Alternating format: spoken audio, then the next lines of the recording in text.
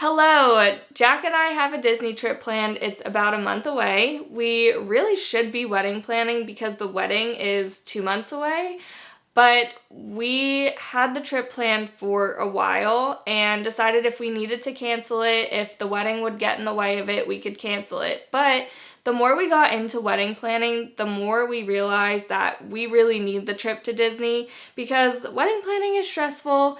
Our jobs are stressful, so getting away for a week and just not having to think about any of it is going to be amazing. So we have pretty much everything planned. There's a few little details that we have to figure out, like transportation, but those are really small details and can be easily done, so not worried about it at all. So let me take you through what we have planned so far. So I'll start from the beginning of our trip. Jack and I like to usually fly one of the first flights out for the day, and then when we're coming home, we'll fly on the last possible flight that we can find home.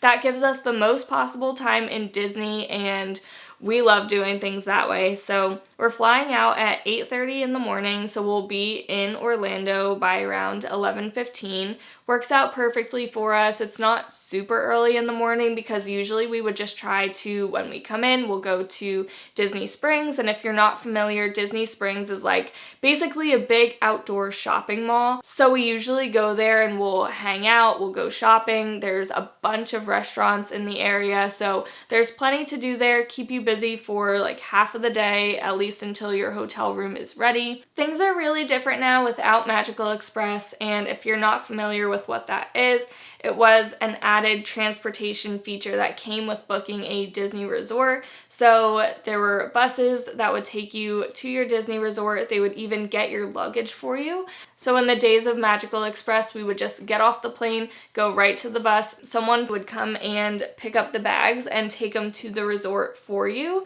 Now with Mears Connect, you do have to get your bags and bring them to the bus, which isn't terrible, but when you get to Disney as early as Jack and I do, the majority of the time our room isn't ready yet, so we'll have to bring them to Bell Services. It was just really convenient to not have to do that. Honestly, it's not the biggest deal, and like I'm not very high maintenance on vacations at all. I'll just do whatever I have to do. I'm just happy being there. But when you're used to having things a certain way, it's definitely an adjustment. Now that my mini rant is over, our resort is the Polynesian Resort, so we'll be getting on Mears Connect most likely. We haven't figured that out yet, and going to the Polynesian Resort where we'll drop our bags off there. We'll see if our room is ready and if we can just bring our bags there. If not, I understand it's usually way too early to get checked in anyway. So if not, we'll just drop our bags off and then we'll either hang out at the resort for a little while. The Polynesian has lots to do, lots of restaurants. So we can either hang out there or go to Disney Springs, or maybe we'll do both. It's honestly kind of whatever we feel like doing that day, and it's really nice to have a day or a half a day like that where you can just hang out and not have to worry about being on a schedule, because with Disney trips, it's usually better to have a plan or have a schedule. So having a day where you can just kind of relax and not worry about that is really nice. So jumping into our first full day, we're traveling with friends this time, and we're going with someone that hasn't been to Disney since she was 8 years old. So we decided we wanted her first park to be Magic Kingdom, which is definitely different for Jack and I. We usually save Magic Kingdom for like the end of our trip because we like to go to Epcot and Animal Kingdom. Those are some of our favorite parks. So we'll usually honestly save Magic Kingdom until the end, but it'll definitely be cool to experience that and see the look in her eyes when she sees the castle on Main Street for the first time. I'm so excited for her and I can't wait to see her reaction. So Magic Kingdom is usually a full day park. We'll be there all day. So Magic Kingdom is a huge park. It usually takes all day and we love being there. We haven't been since they discontinued Happily Ever After, and honestly, I think we're boycotting Enchantment and we're just gonna end up riding rides the entire time. I'm not sure what our friends are going to want to do, but I know Jack and I personally are upset that Happily Ever After is gone. So I think we're going to be skipping Enchantment and just riding rides, which we actually haven't done before during a nighttime show. So I'm very curious to try that out and see what that's like. So it'll be definitely a different but cool experience for us. Jumping in now to the second full day, we're going to be at Epcot, and we started doing this on our last trip and found that it worked really well, especially traveling to Disney now as an adult and traveling with friends that are adults.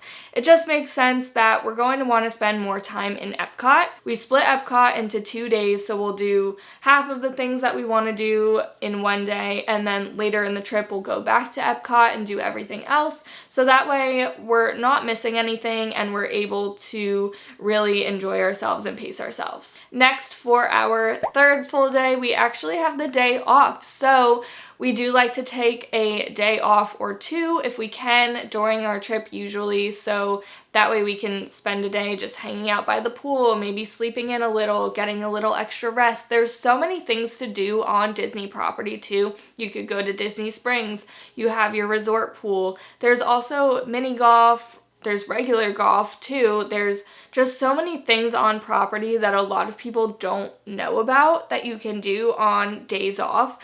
And it really just makes sense for us to take that day off, really rest and relax, and maybe do something different besides the parks. For our fourth full day, we're going to Hollywood Studios. This is the park that has the thrill rides, so you have Rock and Roller Coaster, Tower of Terror, but then you have a lot of Disney IP in the park too. So you have Galaxy's Edge, you've got Andy's Backyard with Toy Story, Mickey and Minnie's Runaway Railway, which I'm so surprised that this is the first ride with Mickey and Minnie in it, but I'm really happy that they have it now. So we didn't go on it on our last trip because it was still pretty new and the line was just insane. We knew we would be back, so hopefully we'll ride it this time, and I'm sure it's going to be amazing. For our fifth full day, we're going to Animal Kingdom, and this is one of my favorite parks. I feel like it's one of the cooler parks in my opinion. I've heard different things, but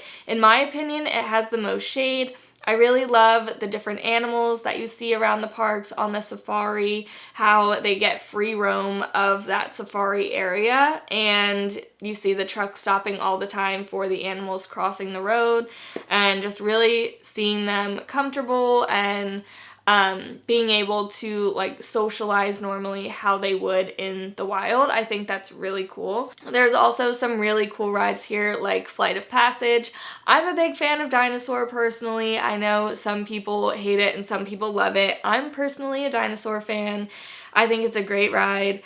And then I can't remember the name of the show now. Winged Encounters, I think it is, but it's by the Tree of Life. They have all of these macaws that come over to the Tree of Life, and there's a whole show where they like fly right over your head.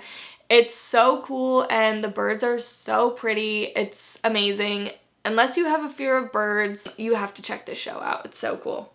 And then for our last full day, that's going to be our second Epcot day. So that's when we'll go back to Epcot and do the things that we didn't get to do. If there's rides that maybe we want to do twice, we can go on some of the same rides that we went on the first time, and then just really get to enjoy going around the world and taking it all in.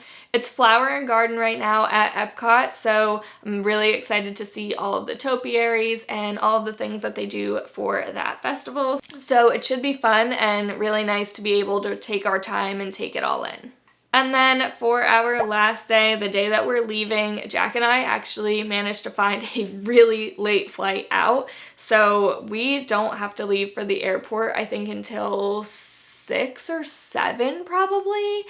So we really have that whole day to just do whatever we want. So I'm not too sure what we're going to do. We have to be checked out of our room, I think, by 10 or 11. So we'll just drop our bags off at Bell Services, have them hold it until we're ready to go, and then we'll probably just go back to Disney Springs. We honestly could probably do another park if we wanted to because we really have all day. But after walking in the parks for the entire week. I'm not sure if we'll feel like doing that. So there's a few things that we could do that day, and honestly, I'm not too sure what we're doing yet. We could go to Disney Springs, hang out at the resort, hang out by the pool, or maybe we could just go and do something like totally random, like go to a resort if we get a dining reservation at another resort or something. They did also have pontoon boats that they brought back. And then before everything shut down, they did have these cute little two-person boats that you could take around the Magic Kingdom resort area. And then they also had it in the Epcot resort area.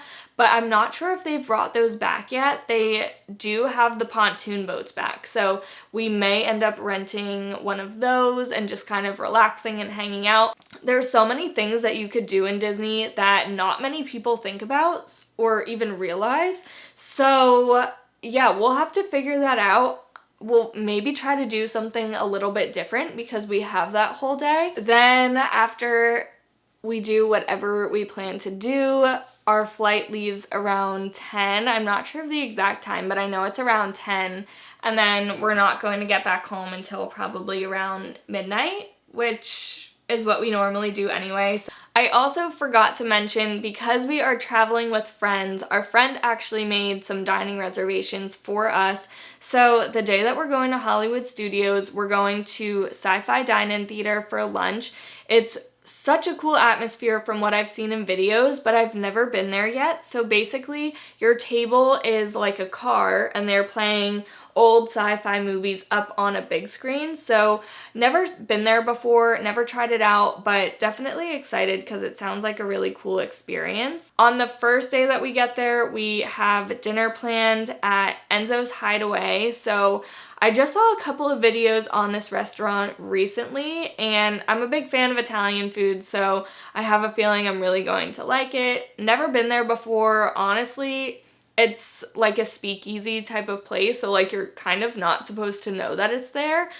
But never really, I mean, I know I've passed by it, but I never really knew what it was. So excited to eat there because it seems like it's themed really, really nicely. And then on our second day in Epcot, we're going to be eating at Space 220. It's a brand new restaurant that just opened a couple of months ago, and I've seen some really good reviews on it, so I'm really excited to eat there. And of course, it's Disney. Everything is themed pretty nicely, so I've heard amazing things about the theme of this restaurant, and I'm so excited to try it. And that is really everything that we have planned. So we may end up booking a couple of other dining reservations, and then on our days off, we have to come up with some activities or things to do. So I do plan to vlog some of this trip, maybe not all of it because we're going to be traveling with friends, but I will definitely keep you up to date as far as what we do. So let me know if you're interested in Disney content. I have so much that I could talk about. There's honestly so much that goes into planning a Disney trip. It can be a little daunting to figure out where to start. So if you want to travel to Disney, if you're traveling to Disney but you're not sure if maybe you're doing everything the most efficient way possible, definitely let me know. I have tons of information that I'd be happy to share. I've been going to Disney for a while and have some pretty good tips that I've picked up along the way. But I hope you enjoyed this video, and I will see you in the next one.